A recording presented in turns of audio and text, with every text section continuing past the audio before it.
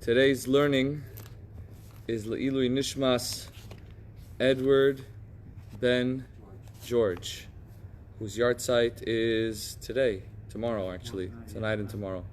So may the learning be Le'ilui Nishmaso, a blessing for his memory. We continue our study of Talmud Brachos, Daf Daled Amud Beis 4b, and we're talking about the nighttime prayer, the evening service. And we have discussed the idea that that a person should, the Talmud had discussed whether a person is permitted to eat before praying the evening prayer, right? And we mentioned that a person shouldn't eat or nap or drink before the nighttime prayer because they might fall asleep and miss the nighttime Shema. And in the nuance in the text, the Talmud jumps on the nuance of the text. We said rather the right thing to do is that a person should, in the evening, go into the synagogue, and if he usually knows how to learn Torah, he should learn Torah. If he knows how to learn Mishnah, he should learn Mishnah. And then he should read the Shema and pray. And so the Talmud says, notice that, it says you should read the Shema and then pray. Elsewhere, there's a dispute in the Talmud if a person should pray before the Shema or pray after the Shema. Our custom, as we do it, is first we read the Shema, and then we say the Amidah, then we say the standing meditation prayer. So the Talmud points this out. Omar Mar, the teacher has said, Kore Kriya Shema Mispalel, that one should first read the Shema and then pray, Misayeh Leila Rabbi Yochanan. This supports the view of Rabbi Yochanan. The Amar Rabbi Yochanan said, Eizehu ben olam haba, who is a person who lives in the world to come? Zeh hasomech geula litfila shel arbis. This is a person who refers to redemption right before praying the nighttime prayer. Now, if you look at our order of prayers, the blessing after the Shema includes the words, Blessed are you, Hashem, Ga'al Yisrael, who brings redemption to the Jewish people. And then we go to pray the Amidah. We do that in the morning, but we also do it in the evening. Rabbi Yochanan says, particularly in the evening prayer, mentioning Geula, mentioning redemption before the prayer is a sign that a person is a ben olam haba, someone who will experience the world to come. So, what about the Kaddish in between? So the Kaddish in between, it's a very good question. The Kaddish you didn't mention. The Talmud asks about Hashkivenu, which we'll get to soon, right? But the Kaddish is actually Geula as well. When we say Yiskadal v'Yiskadal Shmei Rabbah, may God's name be great and sanctified. What we're asking, Be'olma, in this world, we're saying we want Mashiach to come. V'yamlich malchutei, let His kingdom be established. When is God's kingdom fully established? With the coming of Mashiach. The Nusach Sfard tradition, the Sephard tradition, says it explicitly, V'yatzmach purkanei v'karev Mashiachei. Let His salvation sprout and the Messiah be brought close. But even if you don't say it explicitly, that is the topic of the Kaddish, is a prayer for Mashiach. So that being said, but we do have to address the Hashkivenu, which I hope to get to, if not today, then tomorrow. Ben Ish Chai points out a fascinating thing. He says, the three prayers, why particularly the nighttime Shema? He says the three prayers, Shachris was established by Avraham Avinu. Mincha was established by Yitzchak Avinu. This, he says, refers to the first two temples. The first Beis HaMikdash refers to Shachris, the morning. The second Beis HaMikdash refers to the afternoon prayer and to Yitzchak. The third Beis HaMikdash is Yaakov.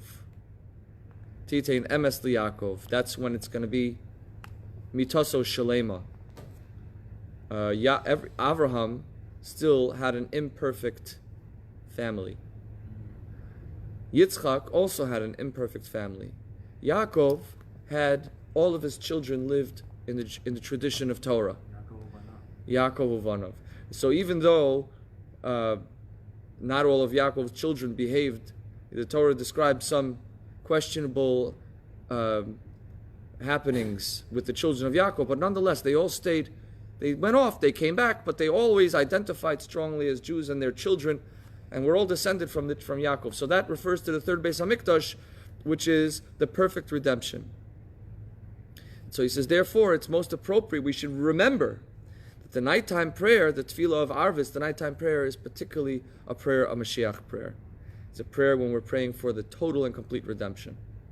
Now the irony of course, not so much an irony, our reality of the prayer for Mashiach is that it occurs in the night. And when we stand in our prayer for Mashiach, we are standing in the nighttime. We're standing in darkness. We're standing in uncertainty and anxiety. And how much more than today when we stand in uncertainty and anxiety.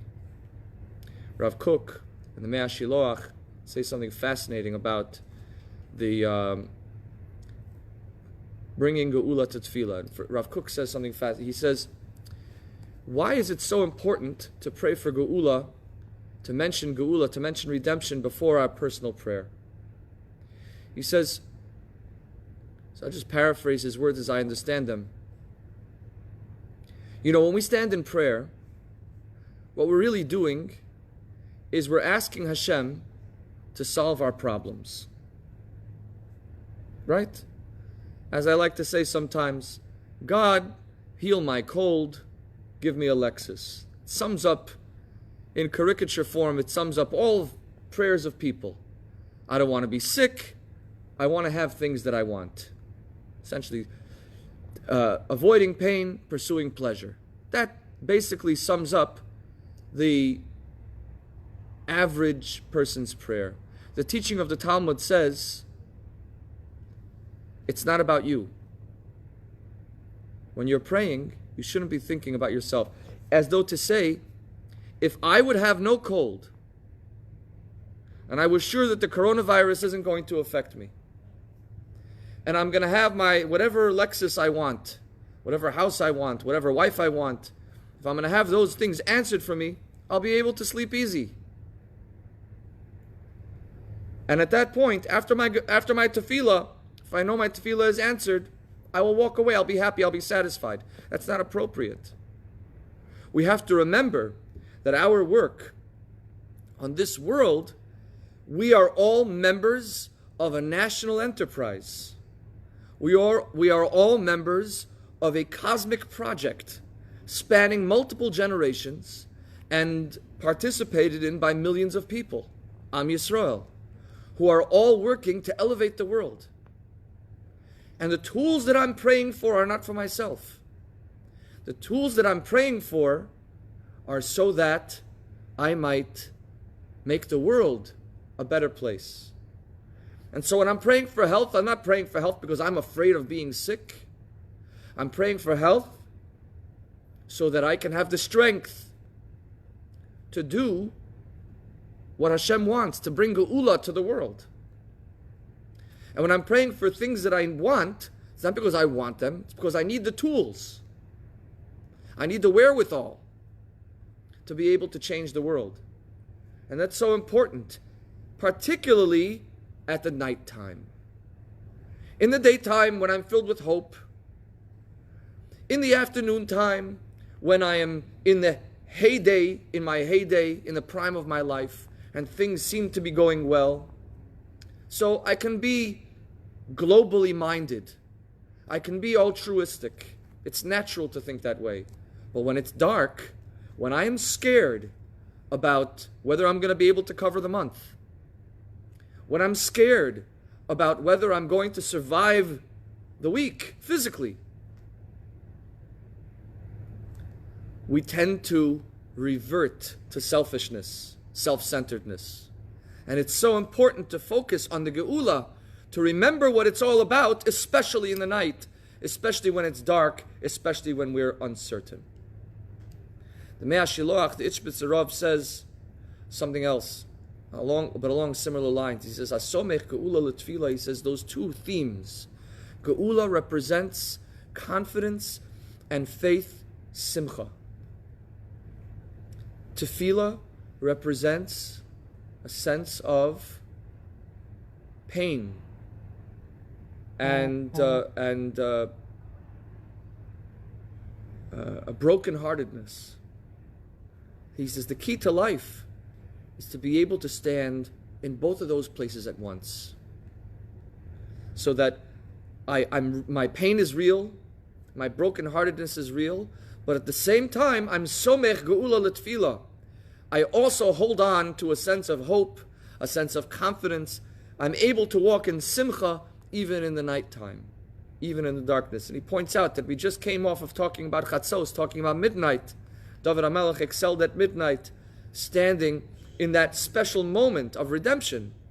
Redemption happens when on my right there's darkness, and on my left, on the other way around maybe. On my left there's darkness, on my right is light.